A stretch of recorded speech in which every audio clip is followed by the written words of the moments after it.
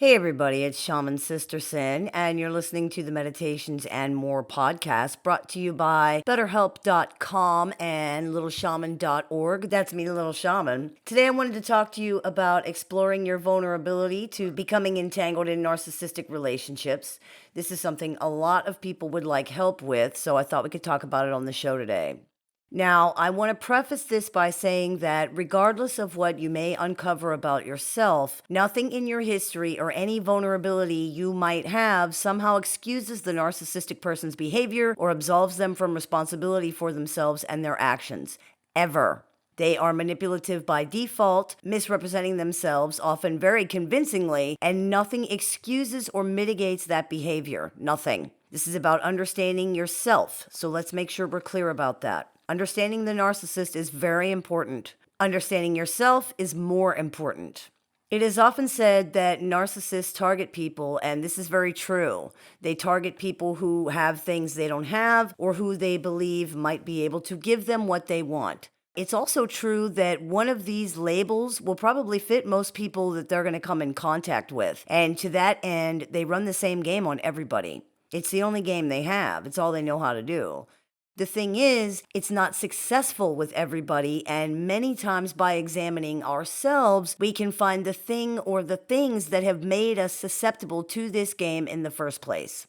This doesn't excuse their behavior in any way, but it does help us build up our own defenses and address our own vulnerabilities so that we're not taken advantage of moving forward. People sometimes take this to mean that they've done something wrong or something to cause the abuse or mistreatment. That is false. No one ever causes abuse. No one ever causes mistreatment. It's time to get out of these rigid black and white mindsets where we believe that if someone ever made a mistake or they had a flaw or they made a bad choice, they are somehow to blame for someone else's choice to be abusive or were somehow asking to be abused. To put it frankly, that's total bullshit.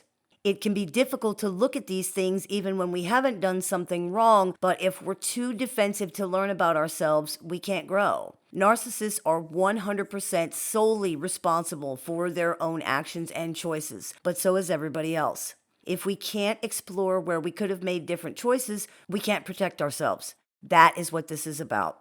As hard as it is to face, the narcissist was not in the relationship alone. And while nobody is ever perpetrating abuse against themselves, people usually are perpetrating the relationship in the hope that one day it will not be abusive, and it's important to understand why this happened. We know why the narcissist did what they did and how they did what they did, but why do some people see through that and walk away while others don't? There's usually a vulnerability of some kind involved, whether it is situational, environmental, emotional, psychological, or physical.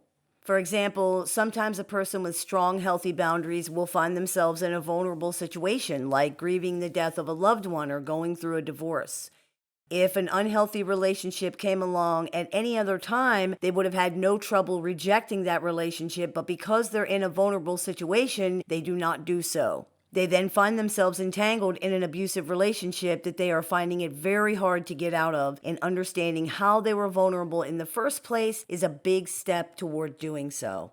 While this type of situational vulnerability can and often does happen, what we actually find most often with people who become entangled with narcissists is a history of related conditioning. This can be the result of different things, all usually revolving around a similar theme: emotional unavailability. This can look like having a narcissistic parent, a caregiver who struggles with substance abuse or other addiction problems, a parent who is struggling with mental illness, a parent who has to work all the time, a bad match in personalities between the parent and the child. It generally revolves around caregivers who were emotionally unavailable in some way, even if it wasn't intentional. This kind of thing is actually unintentional a lot of the time.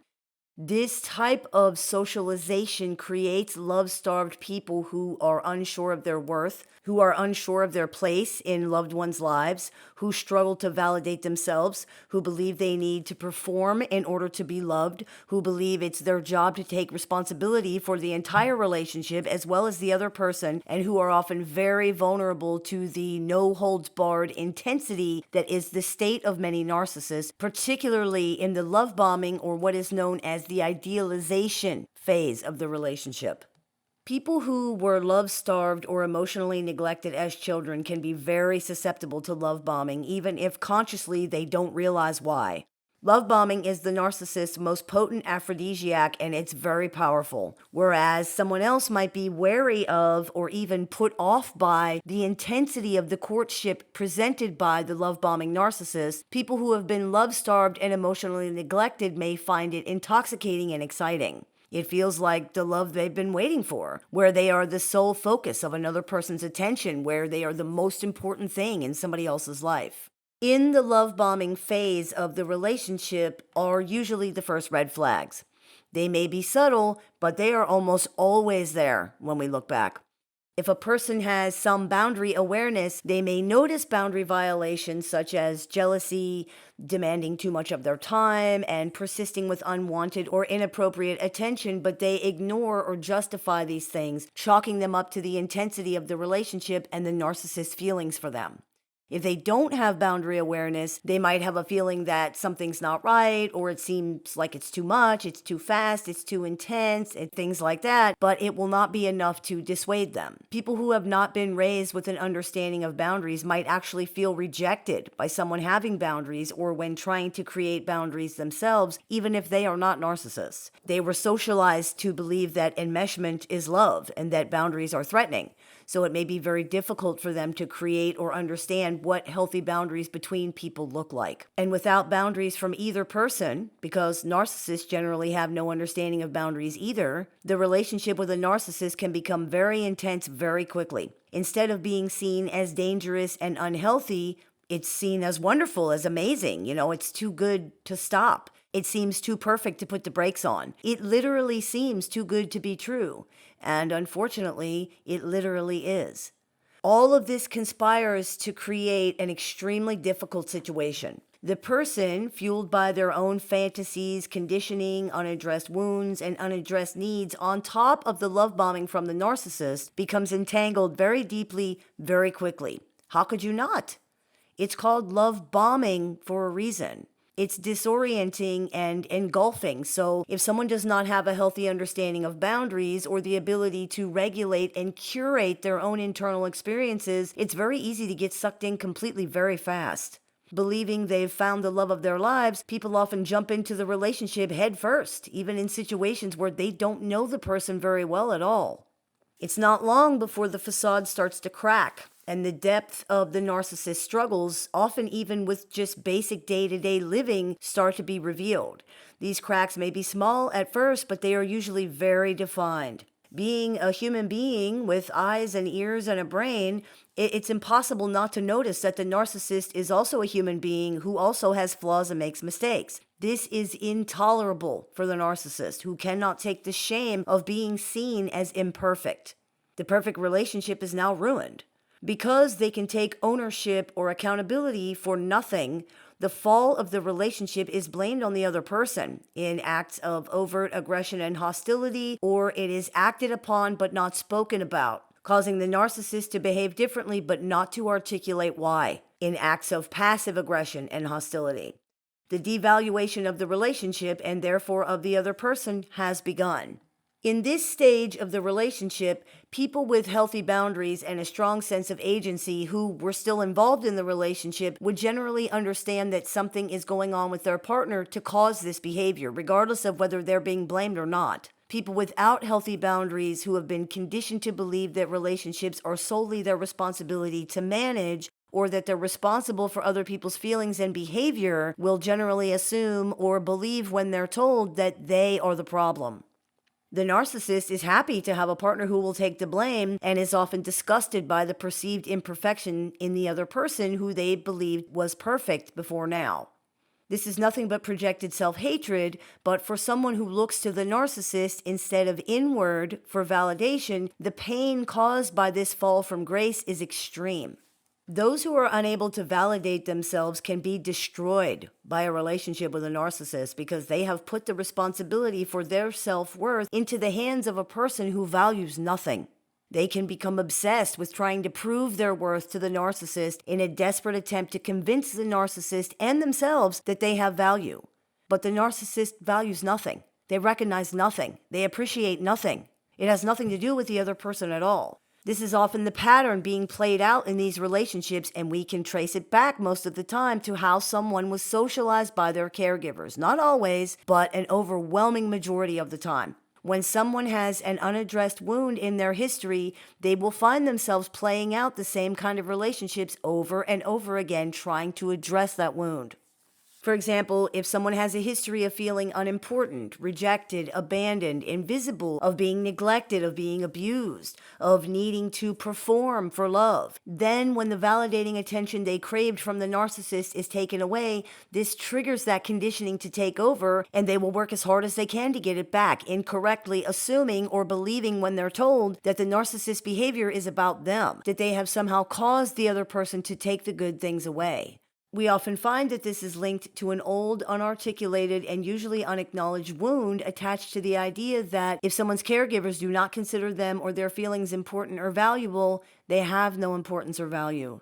It then becomes disproportionately important to this person to convince the narcissist to see them as valuable, indeed, to see them at all. The narcissist, of course, does not do this because they can't. Their survival depends greatly on denying things about other people in order to protect themselves. It also depends on keeping other people around, however, so if the threat of losing the relationship becomes greater than the threat posed by the things they need to deny, and if they don't simply leave first in order to avoid being abandoned, the narcissistic person will do whatever they can in order to re-secure the relationship. As soon as the threat has been eliminated, the priorities rearrange themselves and things go back to how they were. The constant push-pull of this kind of relationship, where someone is given attention and validation that they equate with love and then it is pulled away, can mimic the inconsistent relationship they had with an emotionally unavailable or unstable caregiver. It pushes all those old buttons, and all those old reactions will be triggered. Stuck in a cycle of needing to prove their worth to the abuser so they can prove it to themselves, the person is unconsciously trying to work out this unaddressed wound. Whether it's done through appeasement, indulgence, fixing, caretaking, or anything else, the unarticulated idea is always the same. When I prove my worth to this abusive or neglectful person, they will recognize it and stop abusing or neglecting me. I will then have proven my value to them, which will prove it to me. It is a symbolic healing or undoing of the relationship with a caregiver that functioned the same way. I must convince this abusive, neglectful person that I have value so they will stop abusing and neglecting me. This desire to prove and the resulting behavior is all predicated on the idea that the abuse is being caused by the victim, that something about them is inviting or creating the abuse. For a child, there is no understanding that this is a choice the abusive or neglective caregiver is making for their own reasons. There's no way for a child to understand that. They believe everything is about them, caused by them, because of them. As an adult in a consensual relationship, it becomes a situation where the victim feels they need to convince the abuser of their value so that the abuser will reflect their value back to them in return. When this fails to happen, the person ends up feeling worse about themselves than ever, unable to understand why they are not valuable enough for the abuser to treat them well. Even as adults, it often still does not occur to people that the abuse has nothing to do with them at all and is the result of the abuser's problems, not theirs. If it does occur to them, they often don't believe it because it runs contrary to what they've believed or what they've been told for their entire lives. If this sounds similar to the way pathologically narcissistic people function, that's because it is. This is the way a dysfunctional ego behaves in anybody. The people that we call narcissists are blinded by this and to it and unable to change because their personality structure is so rigid and defensive that they cannot learn anything of value about themselves or others. They generally cannot engage in the self-reflection and analysis that's necessary to grow in this way, and their perception may be so affected that it is rendered completely unreliable. They trust no one and nothing, including themselves, so they cannot believe anything anybody says to or about them. Their affected perception causes them to believe they are seeing proof that they should not trust or believe anybody. This epistemic mistrust is profound and it is all encompassing. They cannot have that light bulb moment, and even if they do, their denial is just too entrenched for it to matter. This is why they can have so-called epiphanies about the same thing over and over and over again, with it ending up meaning nothing at all in the way of changed behavior or perceptions. They will always eventually convince themselves that they are not the problem or that the ends justify the means. Always. Because they're too afraid and too limited by their own rigidity to grow.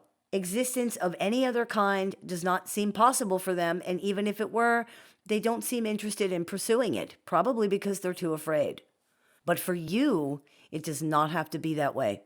People will often say that the narcissist feels like home or that the relationship feels like home.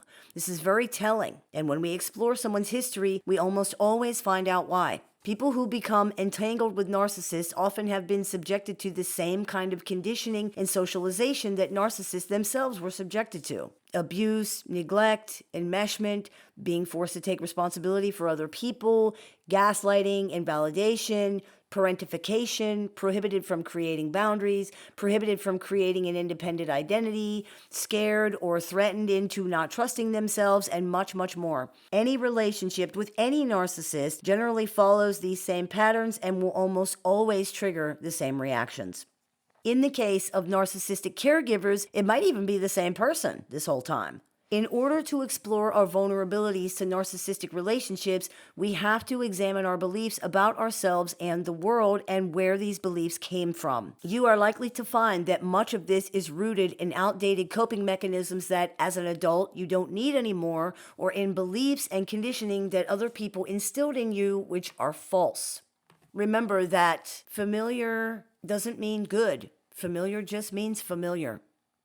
Sometimes people say, well, why should I have to change? As if growth is a punishment that means you've done something wrong. Be open enough to understand that growth is change. Change is growth. Change is not bad. It's time to start unlearning who you were told to be so that you can be who you actually are. It's not easy and it's not comfortable, but it's necessary and it is worth it in the end. This is our responsibility, even if it's not our fault. And it's important that we understand nobody can do this for us. We must confront these things and sit with the discomfort of changing them. There's no other way to evolve.